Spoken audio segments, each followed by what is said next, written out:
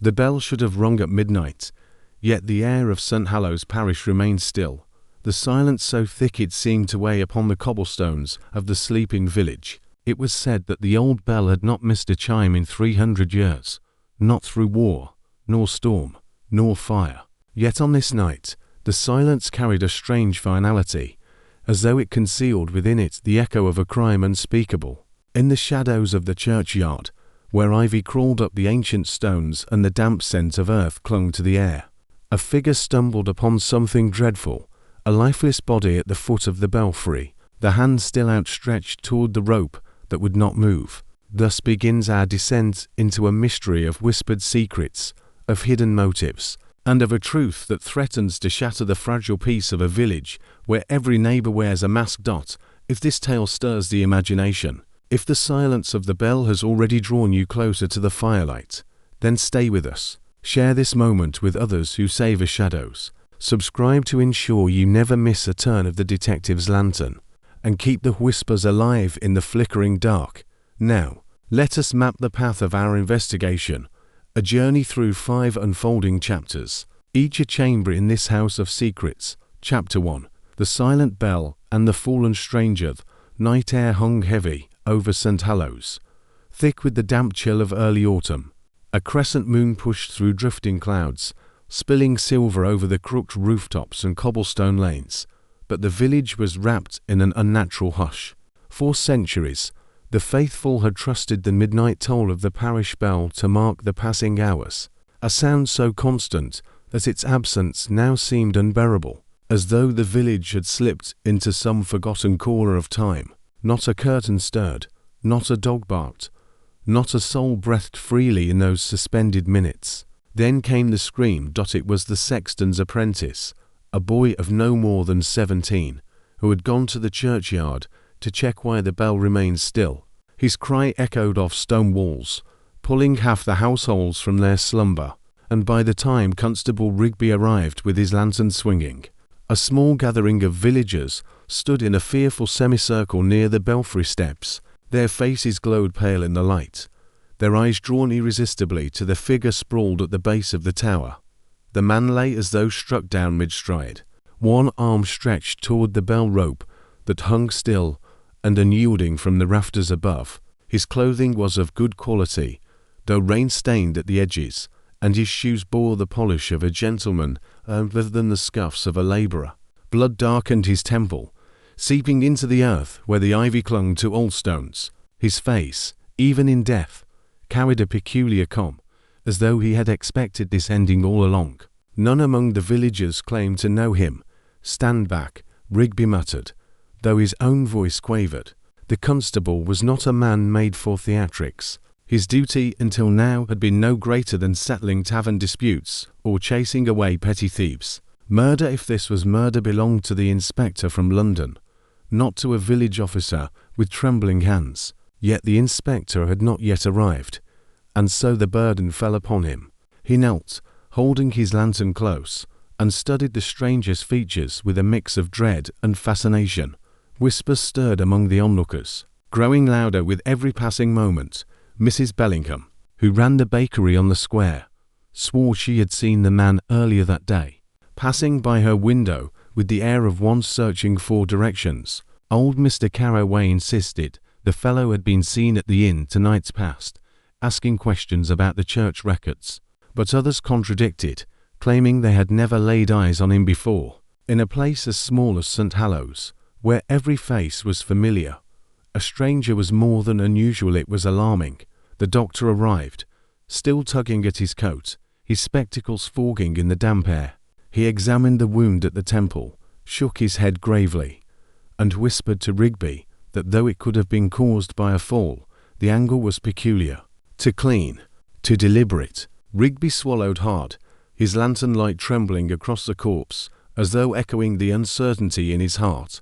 Above them, the bell rope dangled motionless, its frayed end twisting gently in the night breeze. Some swore they saw a smear of blood upon the rope, though in that light it was difficult to tell truth from imagination. One boy insisted he had heard footsteps on the tower stairs moments before the scream, though his mother hushed him quickly, fearful of spreading tales, and yet, even as speculation crackled like kindling in the air, a more dreadful silence pressed upon the group. No one spoke of it directly, but all felt it, the strange stillness of the bell. It had been said that when the bell fell silent, ill fortune would follow. Some whispered of old curses, of feuds buried to shallow in the soil of history. Others muttered prayers beneath their breath. In the midst of their fear, suspicion took root. If the man had not fallen by accident, then someone among them knew more than they dared confess. Constable Rigby straightened at last, clearing his throat. No one touches him. Do you hear? We'll wait for Inspector Harrow. His voice was firmer now, though his eyes betrayed the weight of the task ahead. He turned to the villagers, his lantern sweeping over their pale, anxious faces. Go home, lock your doors. Not a word of this beyond the square until the inspector arrives. But as they shuffled away, retreating into shadow, it was plain that words had already taken flight. Secrets, once whispered, never stayed still for long. The body was lifted into the vestry. The great oak doors closed behind it. Yet the night did not return to peace. Windows flickered with candlelight as restless villagers kept vigil from their homes, listening for the bell that still refused to toll. And in the distance, across the moors, a carriage lantern glimmered faintly. The inspector was on his way, summoned by hurried message.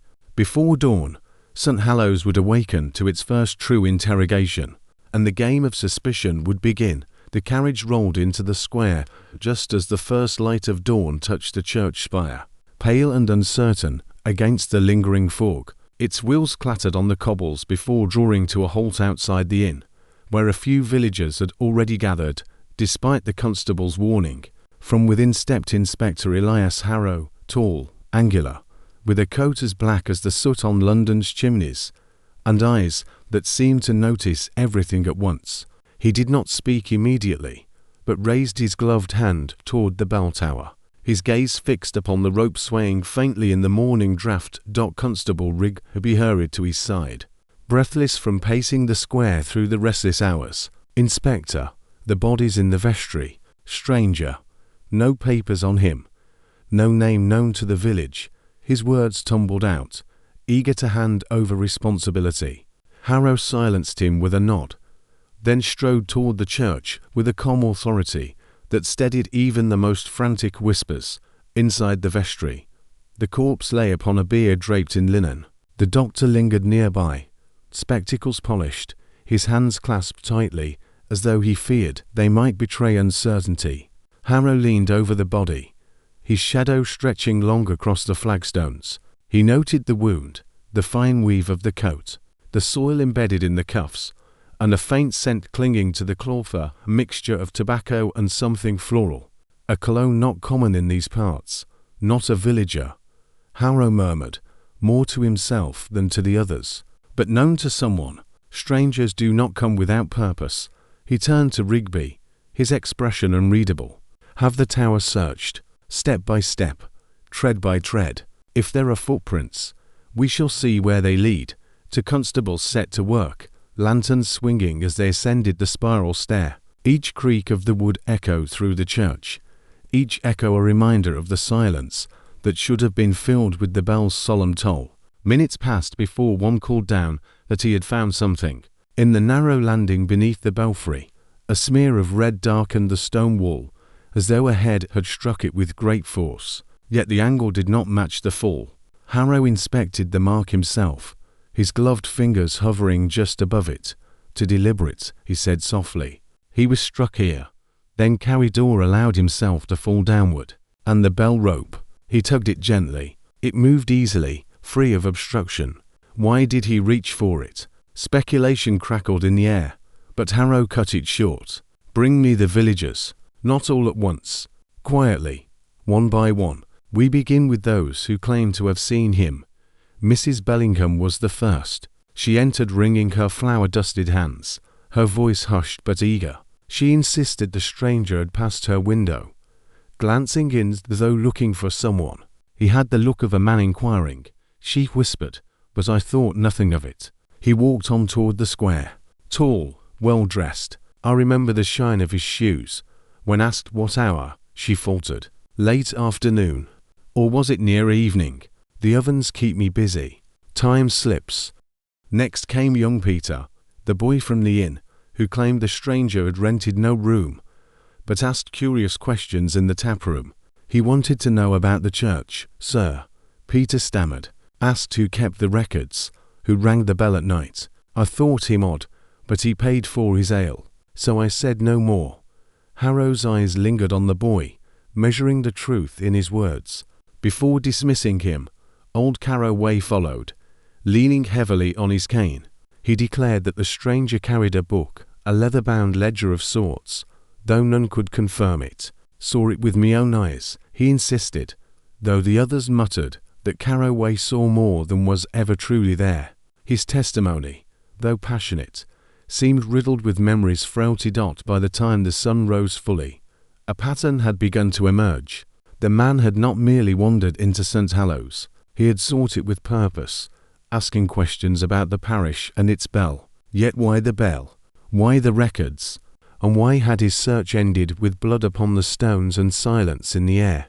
The inspector stood once more at the base of the tower, his eyes tracing the rope to the unseen rafters above. The villagers lingered at a distance, watching with a mixture of fear and fascination. Harrow spoke not to them, but to the shadows of the church itself. Every silence is a clue. Every silence conceals a name. Then, turning to Rigby, he said firmly, "Tonight, no one leaves this village, no carriage departs, no guest slips away. Until the bell speaks again, we remain in St. Hallows." The order spread quickly, setting the villagers on edge. Whispers grew sharper, suspicion heavier. Neighbours who had shared bread the day before now looked upon one another with guarded eyes, for among them, Harrow knew, lay the key to the stranger's fate.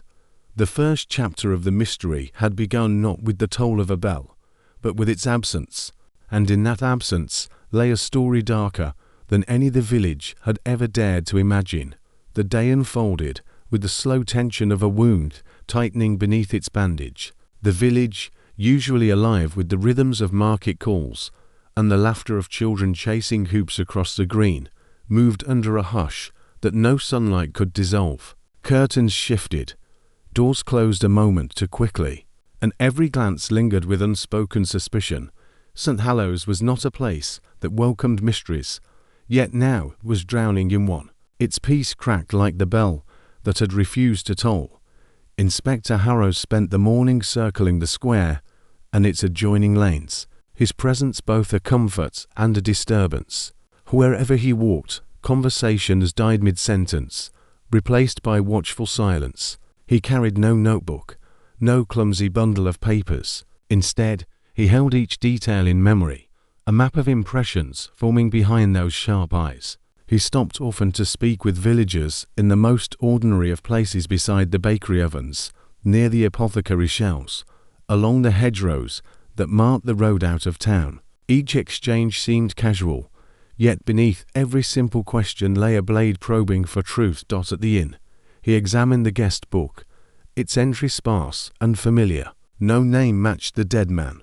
The landlord, sweating as though under a furnace, admitted he had seen the stranger linger near the bar to evenings past, but could not swear whether he stayed the night. It was busy, sir, he insisted, though Harrow noted the bar had only 3 entries that day. Near the blacksmith's forge, he questioned the smith about any recent commissions. The man denied any work for strangers, but Harrow noticed a half-finished iron lock lying on the bench, its design unusually intricate for such a small village. A request from the manor. The smith muttered quickly, though he avoided Harrow's gaze. The inspector filed the detail away without remark. By afternoon, Rigby brought news from the tower. The bell rope, examined more carefully, bore faint strands of hair caught within its twisted fibres, human and fair in colour. Yet the stranger's hair was dark. Harrow studied the evidence in silence, then ordered the rope cut and sealed. The villagers who heard of it whispered that the bell had taken its toll in another way, gripping a piece of its killer. The doctor, meanwhile, grew restless. He begged Harrow to release the body for burial, claiming superstition would spread like plague if it remained unburied. Harrow refused. "The dead speak in their own time," he said, and his refusal only deepened the villagers' unease. Some began to mutter that the inspector brought bad fortune with him, that London's shadows had crept into their village on the wheels of his carriage. As dusk returned, the churchyard once again gathered its unwilling witnesses.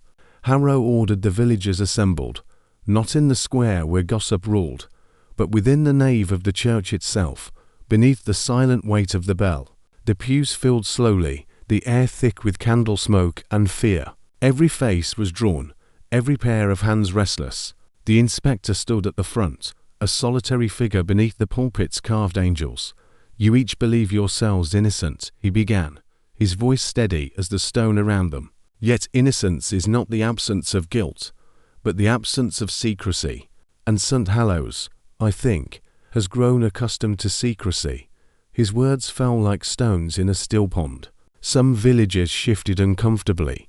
Others stared straight ahead, determined not to betray even the flicker of an eyelid. When he dismissed them at last, the church doors creaked open to release the crowd back into the night. No arrests were made, no names declared. Yet the silence that followed was heavier than before, for now each villager wondered not who the stranger had been, but what hidden tie bound him to their parish bell. And in every home, behind every locked door, whispers rose like smoke through the rafters. As Harrow returned to the vestry, Rigby at his side, he paused to gaze once more upon the motionless rope. "The village thinks it cursed," Rigby murmured, half apologetic, half hopeful. "Perhaps they are not wrong." Harrow's expression was unreadable. "Superstition is a cloak for cowardice, constable. Beneath it, truth shivers. We must strip it bare." His words lingered in the air, grim and final, as he closed the vestry door behind him. And so the first day of inquiry ended, not with clarity, but with a tightening knot of suspicion. The villagers returned to their hearths, their voices hushed, their eyes sharper than before. The inspector sharpened his mind in the same way, readying himself for the deeper work to come. For if the dead man's hand reached toward the bell in his final breath, then surely his silence had meant to summon more than tolling iron. It had meant to summon the truth. The stage was set for whispers to grow louder, for gossip to take on the weight of evidence, and for suspicion to spread like fire through the thatched roofs of St. Hallows. And thus, as the chapter closes, the village stirs uneasily toward its second act, the gossip on the green, where truth and lies dance together like shadows under lantern light. The morning after the stranger's death dawned with a deceptive brightness, as though the sun itself wished to banish the shadows of the night before. Yet beneath its glow, the village of St. Hallows carried an unease that no warmth could disperse. The market stalls opened as always, baskets of apples set in neat pyramids, loaves of bread steaming on cloths, ribbons unfurled beside the draper's window. But there was no laughter in the square, no cheer in the chatter. Every word was bent, twisted, and sharpened into rumour. Gossip, in St. Hallows, was as natural as the toll of the bell. Now that the bell was silent, gossip rang in its place. Inspector Harrow had chosen this day, not to interrogate formally, but to walk among the villagers, to listen without announcing that he listened.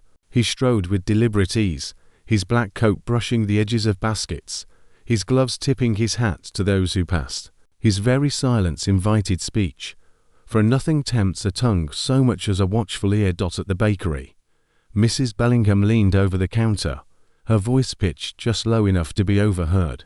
"Mark my words, he wasn't here by chance.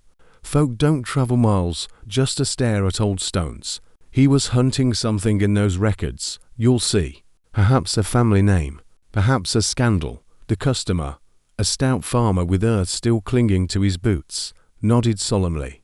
And what if it was the manner he sought? They keep more secrets than they keep candles burning. Their words drifted into Harrow's memory like smoke into rafters, outside the apothecary. Two women bent their heads close, speaking of the rope in the tower. "Hair caught in it," they said. "Fair hair, not his own. Did you see the look on young Eliza Carroway's face last night? Pale as chalk, and she with that golden hair of hers, though God forgive me. I shouldn't say it. Yet having said it, the suspicion travelled swiftly, slipping from ear to ear like a coin pressed into greedy palms. Harrow paused at the well, where Rigby lingered awkwardly, uncertain whether to interfere with the tide of speculation. The inspector asked quietly, "Do you see, Constable, how quickly suspicion becomes conviction? A whisper here, a glance there, and before the day ends, the village will have built its gallows in words." Rigby swallowed. "Should I put a stop to it?" Harrow shook his head. "No. Gossip is the breath of this place. Let it speak. In every lie, a kernel of truth hides. Our task is to sift the grain from the chaff, to improve the richest ground of all." By noon, its taproom brimmed with villagers feigning thirst for ale, though their true hunger was for certainty. The landlord poured with one hand and hushed with the other, but the talk spilled faster than the froth. Some swore the stranger was a sea.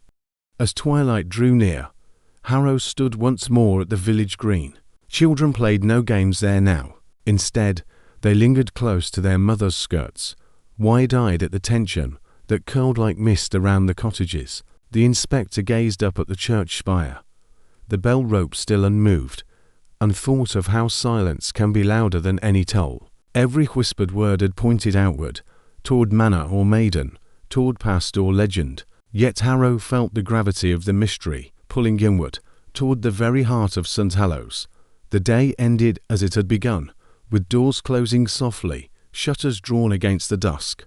But within those houses, candles burned long into the night, and tongues refused to still. For in St. Hallows, gossip was no longer harmless pastime, it was weapon, shield, and prophecy all at once. And the inspector, sharpening his questions as the villagers sharpened their suspicions, knew that the second act of his inquiry had only begun. By the second morning, the air of St. Hallows was thick not only with mist but with accusation. What had begun as hushed murmurs in the square now spread boldly across the green, spoken in tones of certainty by those who had never laid eyes on the stranger until death brought him to their doorstep. Rumour, once loosed, has a way of fastening itself to the most fragile places, and in this village, where pride and memory ran deep, there were plenty of cracks to cling to. Inspector Harrow, keen to let the whispers grow before trimming them back, made his way slowly through the lanes, pausing as if to admire the hedgerows or the faded signs of old shops. Each pause gave him more than scenery, it gave him stories. Near the seamstress's window, two matrons argued in hushed tones, one insisting the stranger had come to claim a long-forgotten inheritance, the other swearing she had heard from her cousin in the next parish that a fugitive had slipped free of a London jail. Both tales contradicted, yet both spread with equal conviction, and Harrow filed them away not for their accuracy, but for the way they reflected the villagers' fears. At the schoolhouse, young Peter Bold, now in the thrill of attention, recounted, to a ring of children, how the stranger's boots had left mud upon the inn's hearth. Not country mud, mind you, but city muck, black as coal and smelling of smoke. The children gasped, their eyes round with belief, and by noon half the mothers in St. Hallows were repeating the detail, as though they had seen the boots themselves. When Harrow asked Peter again in private, the boy faltered, admitting he had only imagined the smell. Yet even falsehoods, the inspector knew, were seeds that could sprout truths if tended carefully. The manor soon emerged as the favourite target of suspicion. Its high windows, shuttered even by day, seemed to invite speculation. At the greengrocer's stall, Mrs. Bellingham declared that no stranger would ask after church records unless he sought something tied to the grand house on the hill. Old Carroway, listening nearby, added with relish that he remembered a scandal 30 years past an unacknowledged child, whispered of, but never named, who might now be claiming his birthright. His cane struck the ground with emphasis, and the shoppers drew closer, savouring the thrill. Harrow watched all of this with the patience of a hunter in the reeds. He never corrected, never chastised. Instead, he asked gentle questions that seemed harmless, but probed the heart of things. Why had Mrs. Bellingham been so certain of the stranger's refined shoes when she admitted she had only glimpsed him through a dusty pane? Why did Carroway recall so vividly a scandal from decades past, when he often forgot the names of men he'd known for years? Why did the manor servants, sent down for provisions, avoid his gaze with rehearsed politeness, as though coached to say nothing at all? The gossip shifted that evening toward darker tones.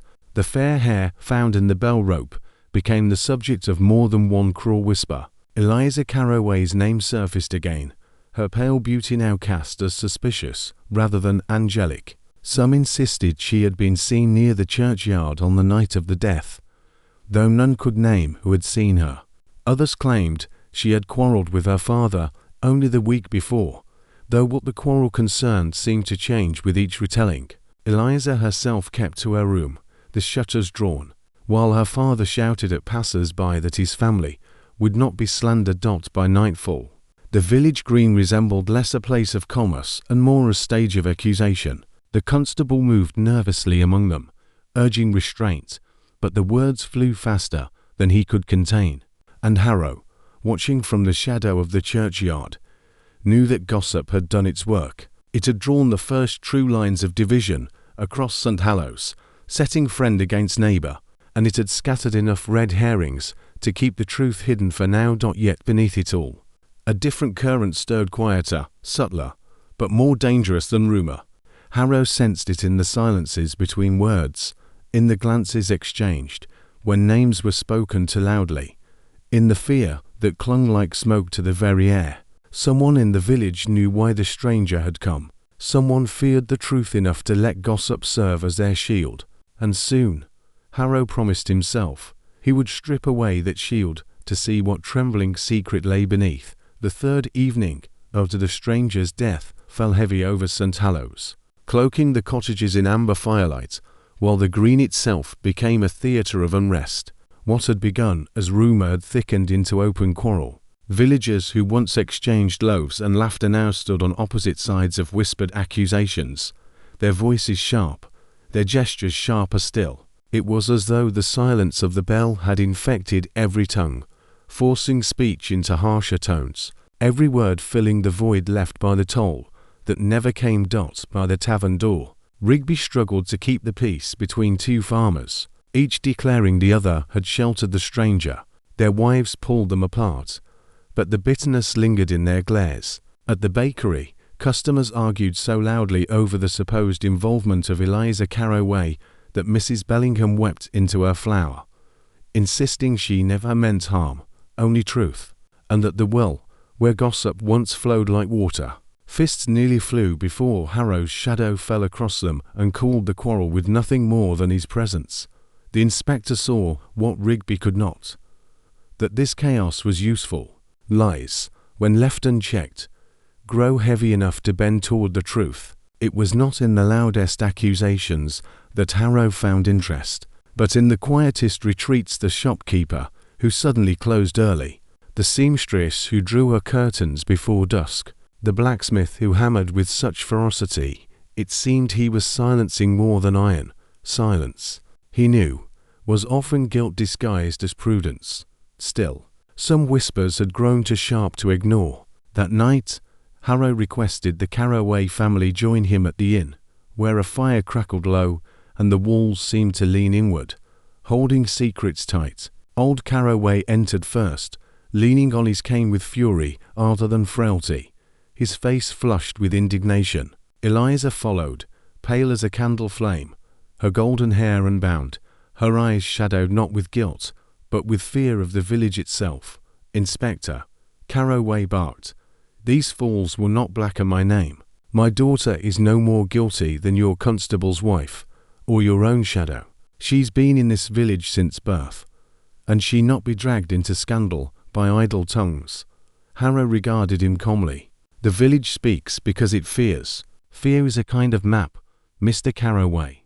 It points, if not to truth, then at least to its outline." He turned his gaze to Eliza, whose lips trembled as though words perched upon them, desperate for release. But before she could speak, her father's hand gripped hers, silencing her as surely as any gag. The moment was brief, but it was enough. Harrow saw the desperation in her eyes, the way silence weighed heavier than speech. When he released them at last, it was not with accusations, but with a promise. The truth always tolls in the end. When it does, no father's hand can still it. Carroway left muttering curses at the village, his cane striking sparks from the cobbles, while Eliza lingered a moment longer at the threshold, her gaze pleading, almost grateful. Before she disappeared into the night, back on the green, the villagers continued to churn their stories. Some now insisted the stranger had been seen speaking to a servant from the manor, though none could agree on which one. Others claimed the priest's old records contained evidence of bastardy, inheritance, or betrayal, reasons enough to kill. The gossip, though tangled, pointed more and more toward the great house on the hill, with its shuttered windows and watchful silence. The manor had long loomed over St. Hallows like a shadow. Now it seemed the shadow was ready to step forward. Harrow retired late, yet not to sleep. He spread before him a map of the village, marking not roads and fields, but words rumors gathered, contradictions noted, patterns farming like constellations. Each story, whether foolish or credible, drew him closer to a single conclusion. The stranger had not stumbled here by chance. His death was not a crime of opportunity, but of design. And design, Harrow knew, required not only motive, but secrecy, and secrecy thrived best in the halls of the powerful Dot. As the candles guttered low, the inspector rose and gazed toward the dark outline of the manor against the hill. Its chimneys exhaled faint smoke. Its windows shone no light. Its silence heavier than the church bells. Tomorrow, he would climb that hill. Tomorrow, the investigation would leave the green behind and step into the shadows of the manor house, where whispers turned into walls and secrets weighed more than stone. The manor stood upon its hill in a sentinel carved from shadow, its grey stone walls streaked with ivy, its chimneys tall and watchful against the pale sky. For centuries it had commanded St. Hallows, not only in stature, but in spirit, for the lives of villagers had always bent, however reluctantly, toward its influence.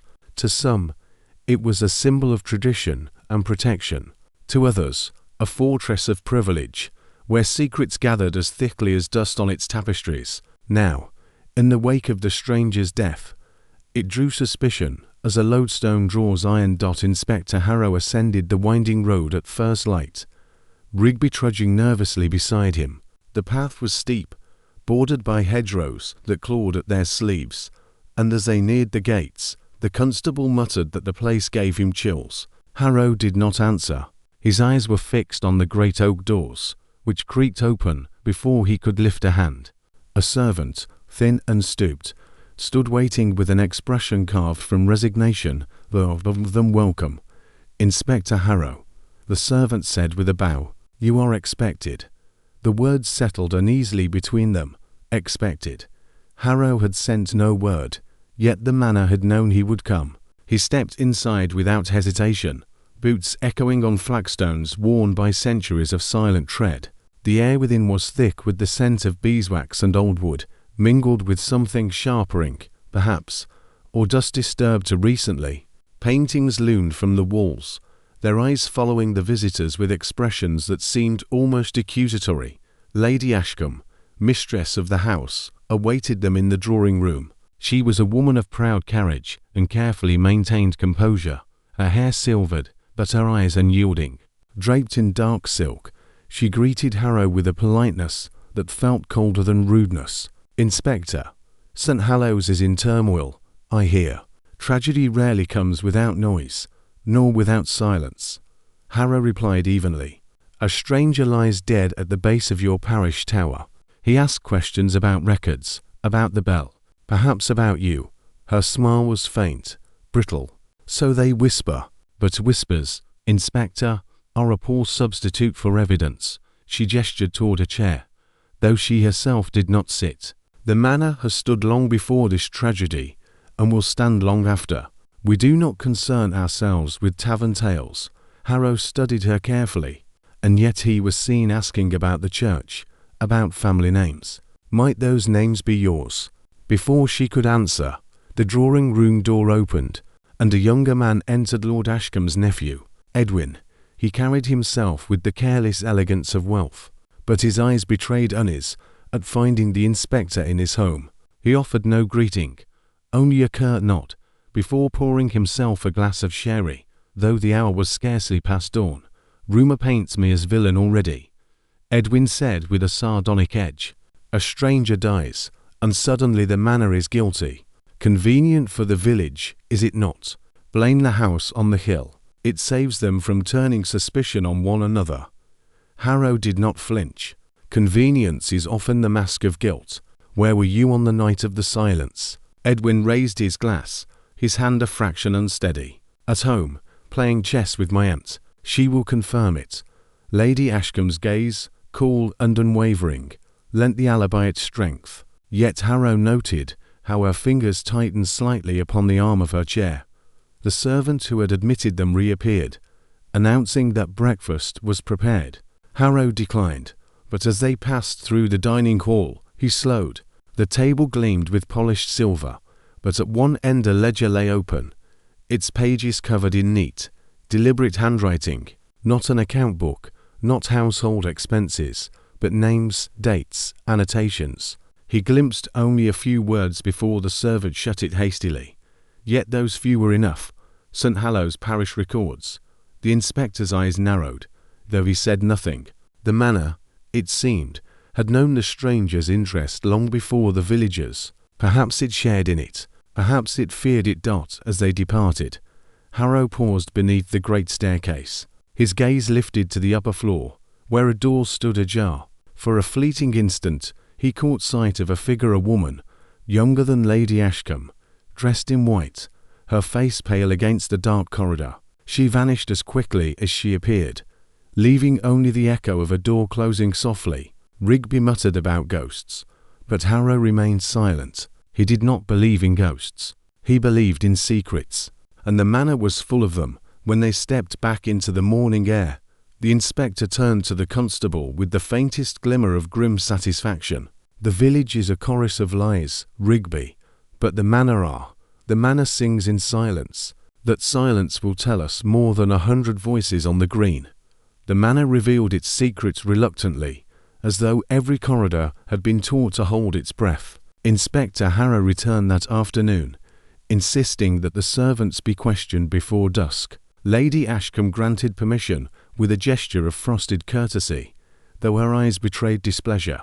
The servants assembled in the old scullery, their faces pale beneath the flicker of oil lamps, hands restless against their aprons and coats.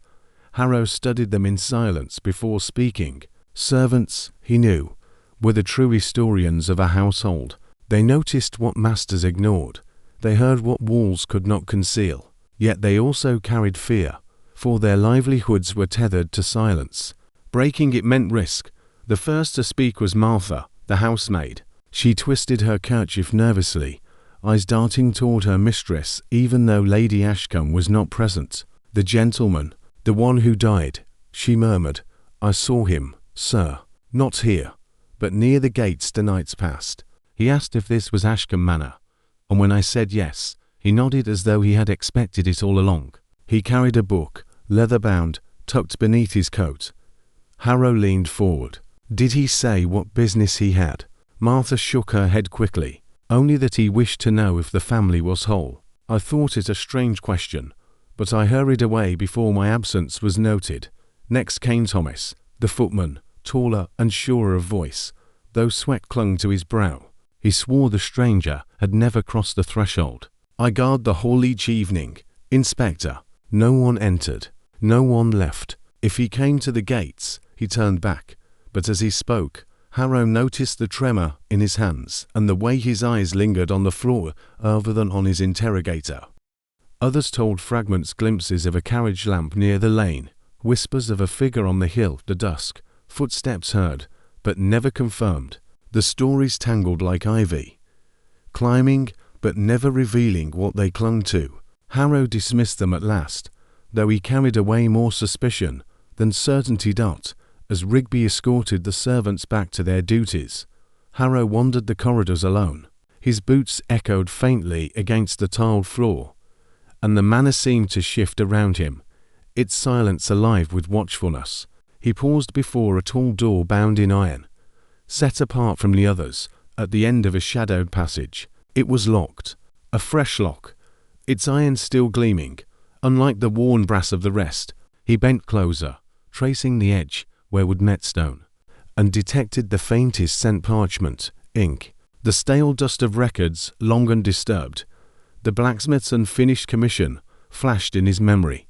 The intricate lock that had seemed unnecessary for such a small village. Perhaps it was not meant for the village at all. Perhaps it had been crafted for this very door. Rigby found him there and asked if they should demand the key. Harrow only shook his head. Not yet. Secrets yield more when they think themselves unseen. Let the lock speak before the keeper does. Evening settled, and Harrow accepted Lady Ashcombe's reluctant offer of tea in the drawing-room. The silver tray gleamed, the porcelain cups clinked softly, but the air was taut with unspoken meaning. Edwin lounged in a chair, his gaze sharp with barely concealed hostility. "Have you found your culprit yet, Inspector?" he asked. "Or must we endure suspicion like smoke in our curtains until you tire of chasing shadows?" Harrow sipped his tea without answering at first. Then, setting the cup down, he said, "Shadows are useful, Lord Edwin. They reveal what the light conceals. And in this house, there are many." For the briefest moment, Lady Ashcombe's hand tightened on the tray. Edwin laughed, but the sound was brittle, like glass under strain. When Harrow finally departed, night had fallen thick and starless. He paused once more at the gates, casting a long look back at the manor. Its windows burned with faint light, but to him they seemed less like sources of warmth than eyes glowing in the dark, each guarding a truth too dangerous to release. As he and Rigby descended the lane, the constable spoke in a low voice. "You think the manor hides the truth?" Harrow's eyes remained fixed on the shadows behind them. "The manor does not hide the truth, Rigby. It imprisons it. And tonight, we have only heard the rattling of its chains." The next morning dawned with a brittle frost across the lawns of Ashcombe Manor, every blade of grass sharp as a needle beneath the pale sun. Inspector Harrow returned, carrying neither warrant nor escort, only the weight of authority that needed neither. The servants, cowed by his presence, admitted him without protest. Rigby lingered uneasily at his side, muttering that they would earn no friends by pressing further into the house. Harrow only replied, "We do not seek friends, Constable. We seek truth, and truth rarely offers tea." The drawing-room was empty, the air still carrying the faint perfume of yesterday's gathering. Harrow ignored it, moving with purpose down the corridor, toward the locked iron-bound door he had noted before. Its newness gleamed even in dim light, its keyhole small, unforgiving. He crouched, studying the edges once more, and this time withdrew from his pocket a fragment of ribbon he had picked up in the churchyard near the vestry, a thread of fabric torn and almost overlooked. He held it against the wood.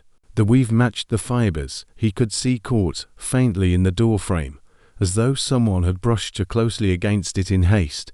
Rigby shifted uneasily. "You think the stranger was here?" "I think he sought what lies behind this door," Harrow murmured, "and perhaps he found it." Before Rigby could protest further, footsteps approached. Lady Ashcombe appeared at the end of the passage, her figure tall and unyielding, her expression colder than the frost outside. "Inspector," she said, her voice even but edged, "the manor is not a museum for your inspection. That door concerns only household matters." Harrow straightened slowly. "Household matters sealed with iron, my lady." Her eyes did not flinch, though her hands folded too tightly. "Records, old ones, private. You will understand that families such as ours preserve what must be preserved." Harrow regarded her for a long moment. "And conceal what must be concealed." Silence stretched between them like a drawn blade. At last, she inclined her head ever so slightly. "Every house has its ghosts, Inspector, but not all ghosts are guilty." With that, she turned and walked away, her steps measured, leaving the question hanging like smoke. That night, Harrow returned to the inn, restless. He spread before him the fragments he had gathered, the hair on the bell rope, fair as Eliza's, the book mentioned by Martha, leather-bound and hidden beneath the stranger's coat.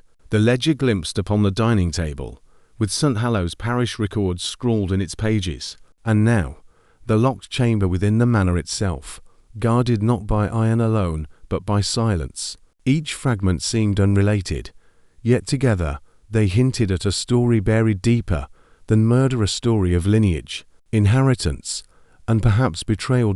As he pondered, Rigby slumped by the fire, muttering that gossip in the green had grown unbearable. "They'll tear the girl apart with their tongues before you've named a culprit," he said, "and the manor, half the village, would storm its gates if you let them." Harrow's gaze fixed upon the flames. "Then let them speak. Lies unravel fastest when they believe themselves safe." He leaned forward, his voice low. "But mark me, Rigby, this is no crime of passion, no quarrel in the dark. This was chosen, planned. The stranger came to unlock a door that others would keep sealed forever. And for that, he was silenced. The next day brought a summons, though not from Harrow. A message arrived at the inn, sealed in red wax without signature. It requested demanded that he attend a gathering at the manor that evening. A masquerade, it claimed, held in honor of some long-forgotten tradition, though all in the village knew it was no more than a diversion from their rising fear. Harrow read the note in silence, then handed it to Rigby. A masquerade. In a village choking on suspicion, his eyes glinted with a hard light. Masks will be worn, constable, but not all of them made of velvet, and so the stage shifted. The investigation that had begun in silence and grown in whispers was now to step into a hall of music and candlelight, where laughter would attempt to drown fear, and where truth might be glimpsed only through the fractures in disguised dots. As the inspector prepared, he whispered to himself, as though to the stranger whose blood still stained the churchyard stones, "Your silence will toll." Even here, the manor had not hosted such a spectacle in years. Lanterns swung from the trees that lined the drive, their flames casting restless shadows upon the gravel path. Carriages rattled up the hill, their wheels crunching frost, their lamps throwing streaks of gold across the iron gates. From within the great house spilled the sound of strings violins weaving a melody too cheerful for the undercurrent of dread that clung to the night. Masks of velvet, satin, and painted porcelain adorned every face that entered, and yet no disguise could conceal the tension that ran like a wire through St. Hallow's. Inspector Harrow arrived on foot, his coat collar turned against the cold, his expression unreadable. Rigby followed reluctantly, muttering that he'd rather face the silence of the bell than the laughter of masked neighbours. Harrow only replied, "Laughter is a blade, constable. Tonight, we'll see who uses it to wound." Within the ballroom, chandeliers blazed with 1,000 candles, their light glimmering off mirrored walls and polished floors. Servants moved like shadows through the crowd, trays of champagne flutes balanced upon steady hands. Yet the guests did not drink to joy but to unease. Behind each mask, eyes darted, voices dropped, whispers thickened. It was a gathering not of merriment, but of mutual suspicion dressed in finery. Lady Ashcombe presided over the affair with glacial grace, her mask a delicate filigree of silver that did little to soften her sharp gaze. Beside her lounged Edwin, his mask black and unadorned, his smile too easy, his words too careless. He welcomed Harrow with a bow that mocked more than honoured. "Inspector, how good of you to join us. We thought perhaps you preferred shadows to candlelight." "I walk where truth lingers," Harrow replied. "Tonight it seems to favour chandeliers." The music swelled, couples spun across the polished floor, and yet beneath the sweep of gowns and the flick of tails, conversations slithered like serpents. One masked villager murmured that Eliza Carroway had been seen slipping toward the church the night of the silence. Another swore the stranger bore a resemblance to portraits hidden in the manor's attics. Still another, with wine-loosened tongue, declared that the bell itself was cursed, and that whoever touched its rope sealed their fate. Harrow drifted through the crowd, speaking little, observing much. He noted the tremor in Edwin's hand as he raised his glass, the swift glance between Lady Ashcombe and her steward when the parish records were mentioned, the sudden silence that fell whenever the locked chamber was even hinted at. The masks concealed faces, but they could not conceal fear. As the evening deepened, Harrow stepped into the gallery adjoining the ballroom. Here the music was muted, the laughter distant, and the portraits of Ashcombe ancestors stared down with painted severity. It was here he encountered Eliza Carroway, her golden hair gleaming beneath a simple mask of white. She had come unescorted, her steps hesitant, her breath quick. "Inspector," she whispered, her voice breaking through the silence. "They will not let me speak. My father, the village, even my own heart, they silence me. But I know." Her words faltered as footsteps echoed from the corridor. She stiffened, her mask trembling in her hand, before Harrow could press her. Edwin emerged from the shadows, his smile crooked beneath the black mask. Whispering in galleries, "Inspector, how romantic, careful, or the villagers will weave a story even for you." He offered Eliza his arm, his tone mocking, but his grip iron. She lowered her gaze, and allowed herself to be led away, though her eyes lingered on Harrow's with a plea that burned brighter than any candle. Left alone, Harrow studied the gallery once more. On a pedestal near the far wall rested an object half shrouded in velvet, a cracked bell clapper, heavy and tarnished, its iron scarred with age. It seemed an odd relic to display at a masquerade, yet here it stood, mute testimony to some forgotten history. Harrow brushed the velvet aside with gloved fingers, and in that moment he noticed something carved faintly into the ironmark, a set of initials nearly worn away. Not the Ashcombe crest, but letters unfamiliar, a clue left hidden in plain sight. When he returned to the ballroom, the music had shifted to a wilder tempo, the laughter sharper, the glances more pointed. Masks flashed, but behind them eyes betrayed desperation. Harrow knew then that the masquerade was not a diversion, but a crucible. The villagers and the Ashcombes alike were testing one another, watching to see who would crack beneath the weight of disguise. And crack they would. 4 masks, though carefully tied, can never hold forever. The music swelled to a feverish pitch, bows scraping across strings with frantic energy as dancers spun faster upon the gleaming floor. The masquerade, though gilded in finery, had begun to fray at its edges. Laughter rose to sharply, glasses clinked to loudly, and every mask seemed to tremble under the strain of secrets pressing from within. Inspector Harrow moved through the throng, ill shadow between lanterns, his gaze unyielding, noting every falter, every hesitation, every hand that gripped a goblet to tightly dot at the centre of the room. Lady Ashcombe maintained her command with icy poise. Her silver mask glimmered, but her eyes betrayed vigilance, scanning each guest as though expecting betrayal. When the parish records were mentioned in jest by a bold villager emboldened by wine, she froze for only a heartbeat before her fan flicked open, concealing her face in graceful dismissal.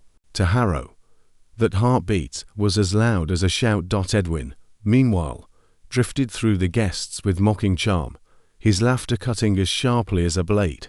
Yet the inspector noticed his steps never strayed far from Eliza Carroway, who lingered at the fringes of the dance, her white mask fragile against the sea of darker colours.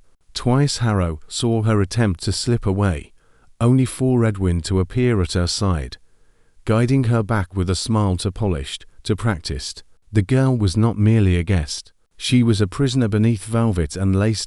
In the antechamber, where the servants carried trays laden with champagne, Harrow overheard hushed words exchanged between 2 footmen.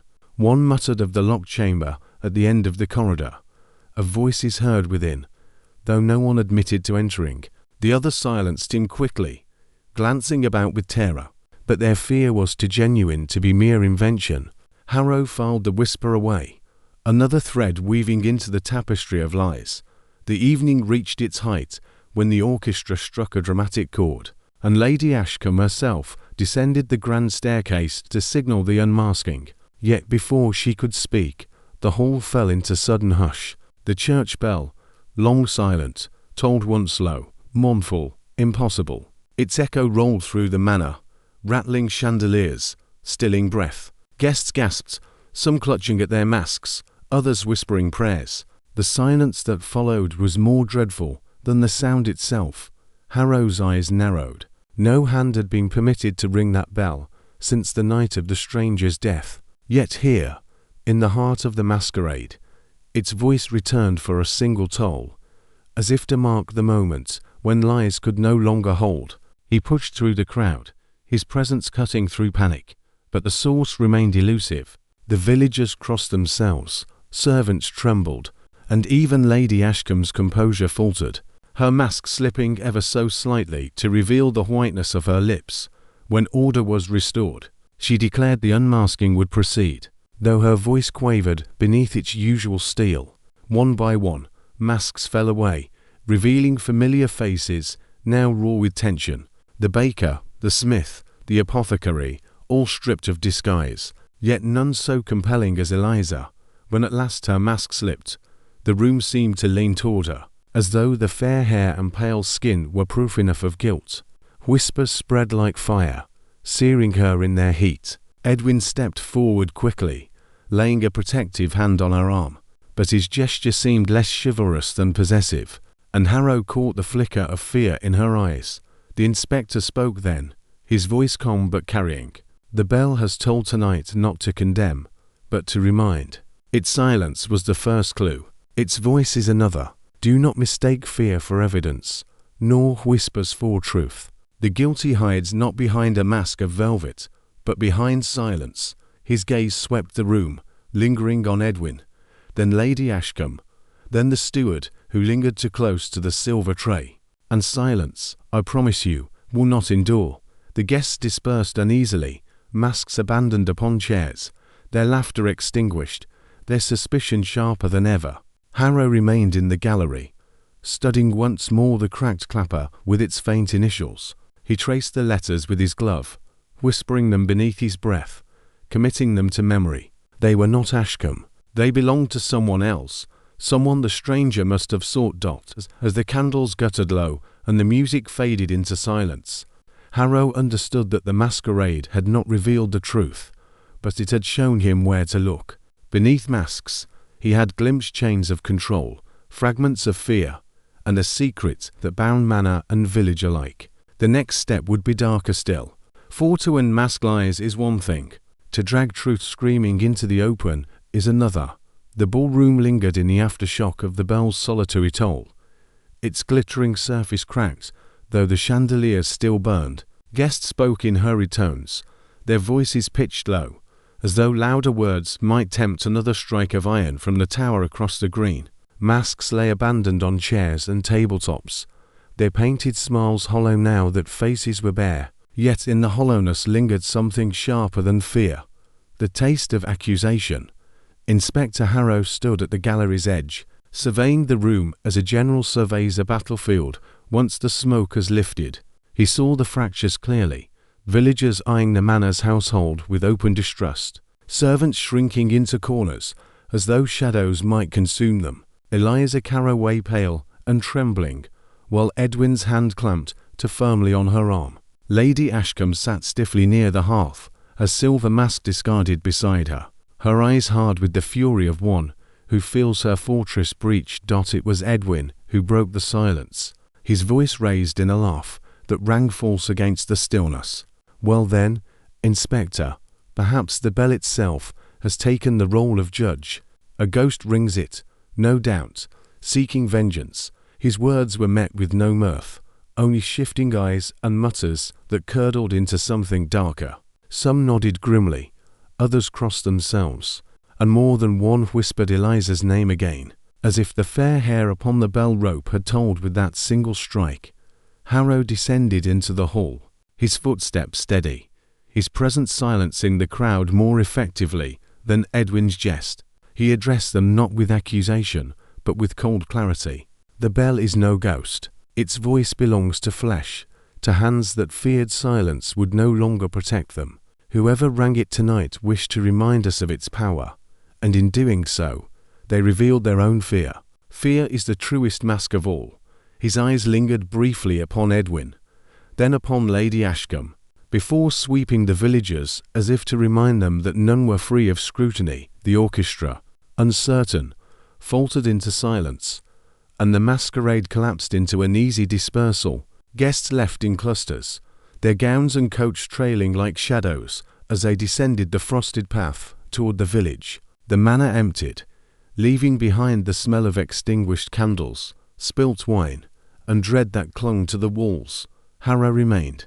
He paced the gallery once more, drawn again to the cracked clapper with its carved initials. He traced them carefully with a gloved finger, this time certain they matched a name whispered in the days earlier by the old man Carroway. A family once tied to the parish records, struck from them, erased perhaps, yet not gone. The stranger had come to seek this name, and in seeking it, he had found death. Rigby approached quietly, his face pale in the candlelight. "Inspector, the villagers are restless. They're saying the bell tolled for Eliza, that it was her fate it marked." Harrow's jaw tightened. "Let them say it. Gossip is smoke. The fire lies else." Outside, the night pressed heavy upon the grounds. The frost glittered cruelly under the starlight, and from the distant church, the belfry loomed dark and silent once more. Only a single toll had been given, yet it was enough to fracture trust, to ignite suspicion, to remind all that silence and sound alike carried the weight of judgment. As Harrow and Rigby departed, the manor's windows blinked shut one by one, extinguishing their candlelit eyes until the house stood blind and brooding upon the hill. But within its walls, secrets stirred still, pacing like caged beasts, waiting for the moment they would be forced into the open. The masquerade had ended, but its lies lingered, clinging like smoke to every gown, every mask, every memory. And in that smoke, Harrow knew, lay the trail to the truth.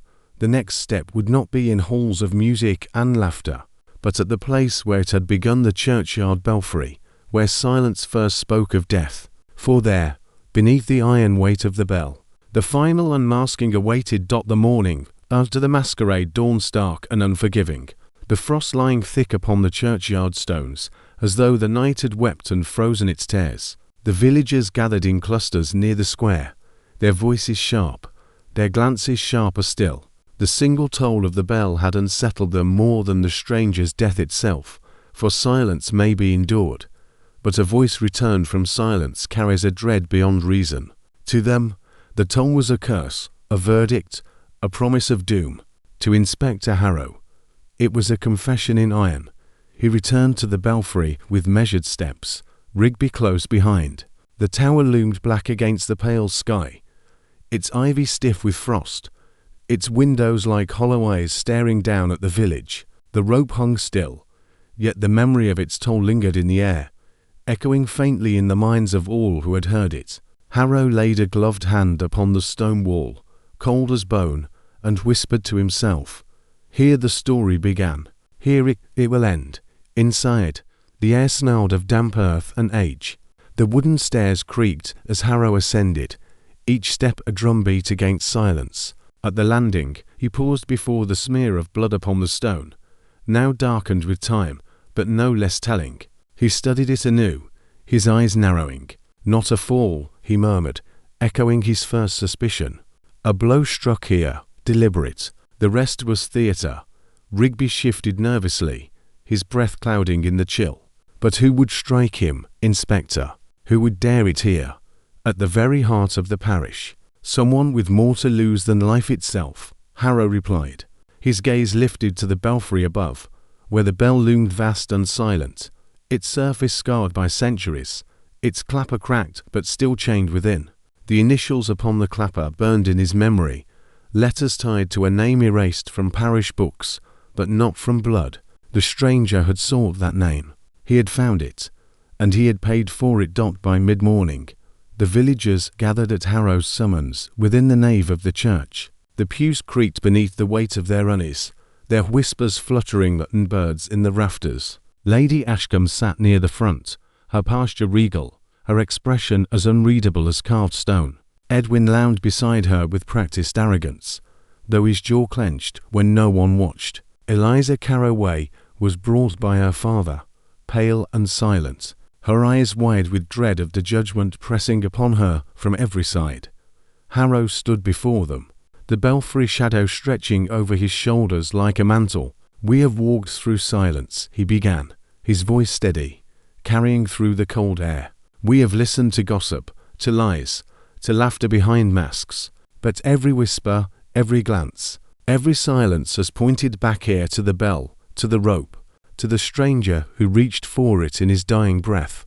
The villagers stirred, some crossing themselves, others nodding grimly. Harrow continued. "The hair found upon the rope was fair, not his own. The stranger carried a book, a ledger of names tied to parish records, and within the manor lies a chamber sealed with iron, guarding what should have remained open to all. The truth is not buried in the churchyard, nor hidden in the green. It is chained above us, in the belfry itself." At this, Edwin laughed sharply. "Parish gossip dressed as deduction. You play with shadows, Inspector. Shall we condemn every fair-haired girl because of a stray strand?" Harrow's gaze fixed upon him, calm as the still bell. "Not every fair-haired girl.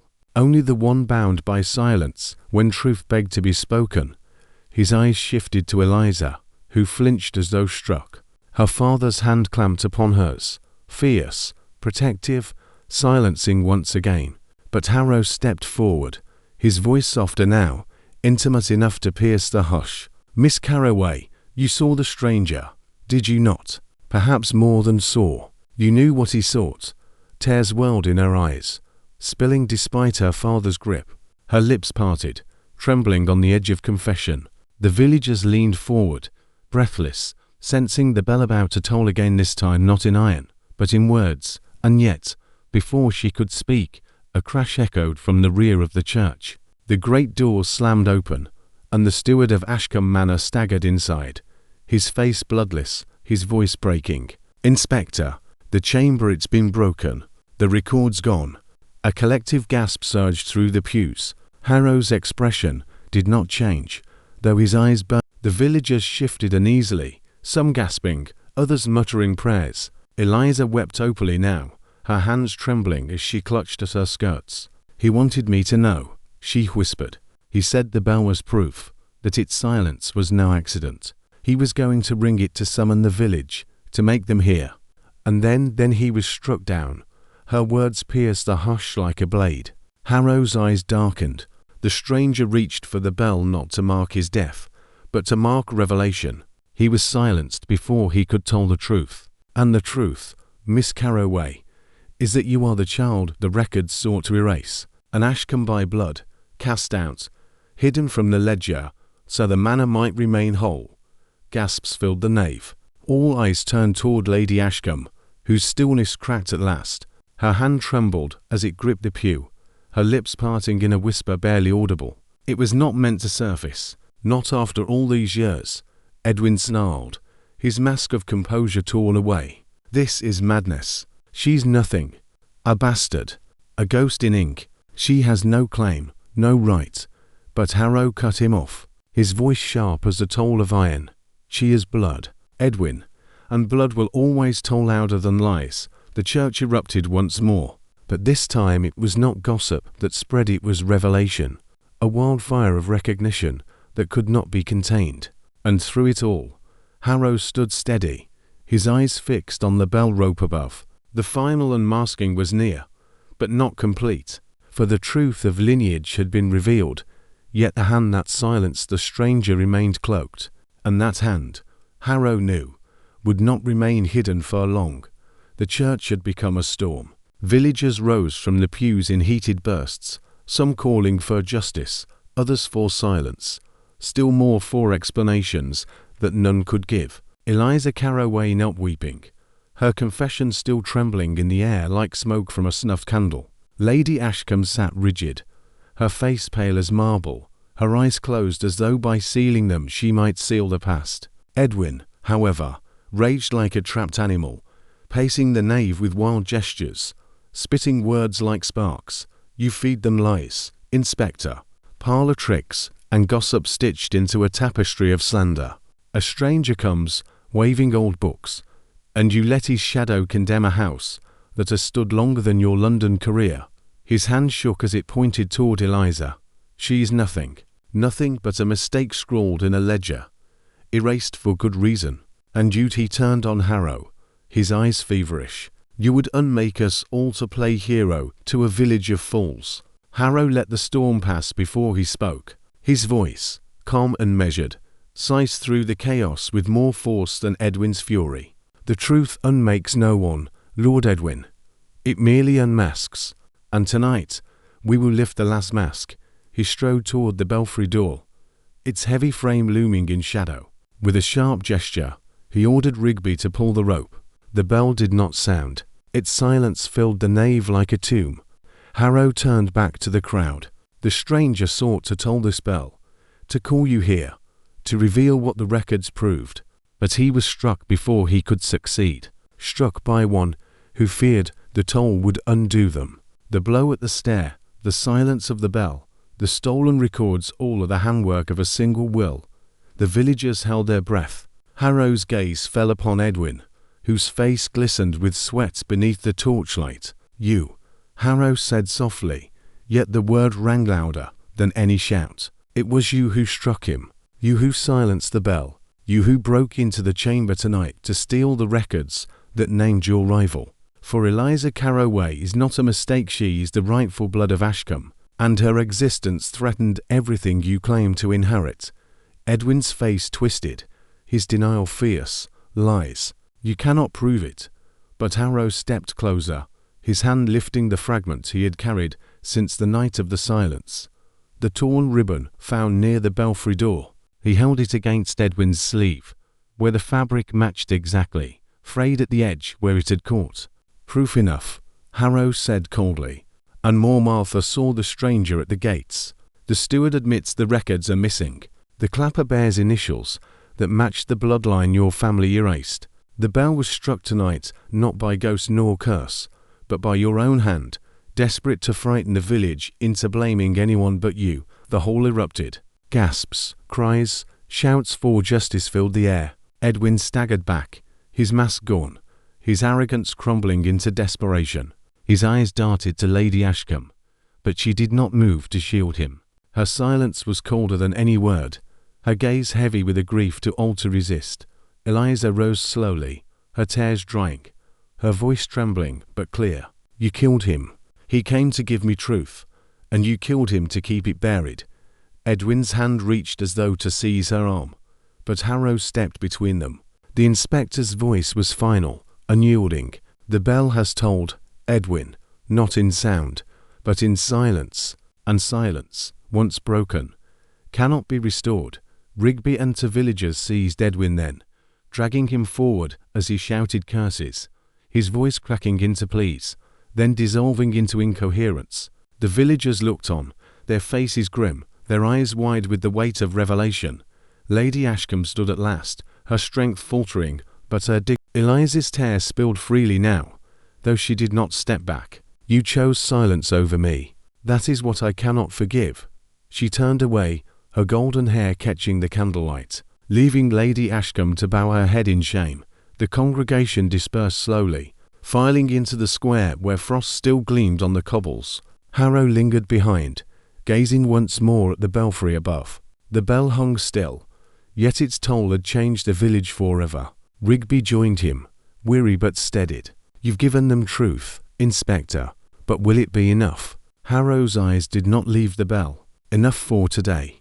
Truth is never a cure, it is a wound dressed.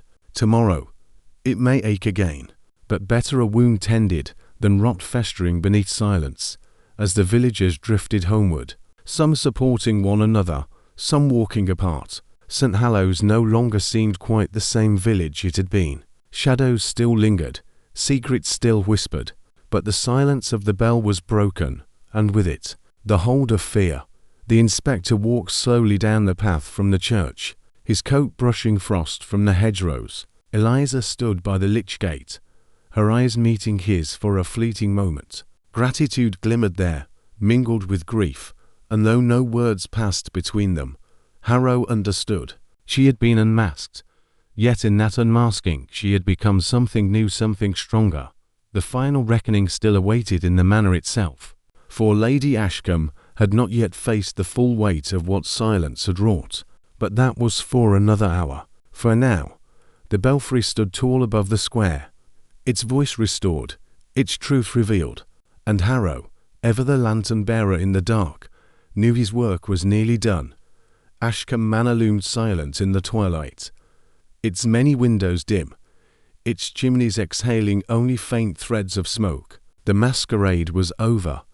Not only the night of masks, but the masquerade that had cloaked generations of silence. Harrow climbed the hill one final time, his boots crunching the frost, Rigby trailing behind him with weary steps. The doors opened at their knock, not with the pomp of servants, but with the hesitant creak of wood, too old to resist. Lady Ashcombe awaited them in the drawing-room, her silver mask gone, her silks exchanged for plain mourning black. She did not rise as they entered. Instead, she sat rigid in her chair, her eyes hollow, her hands folded in her lap, if awaiting a sentence already known. "You have unmade us, Inspector," she said quietly, her voice stripped of its steel. "The name Ashcombe will never hold the weight it once did. The village will speak of this for centuries." Harrow stood tall, his presence neither triumphant nor cruel. "It was not I who unmade you, my lady. It was silence. You allowed truth to rot in shadow, and when it surfaced, it came with teeth." Her lips trembled, the faintest flicker of humanity piercing through her pride. "She was innocent, a child. I thought to protect her by hiding her, to spare her the scorn of the world. But in burying her name, I buried my own." She pressed her hand to her chest as if the weight of it might crush her. "And Edwin, he was the last I had. Now I have nothing." Harrow's voice was steady.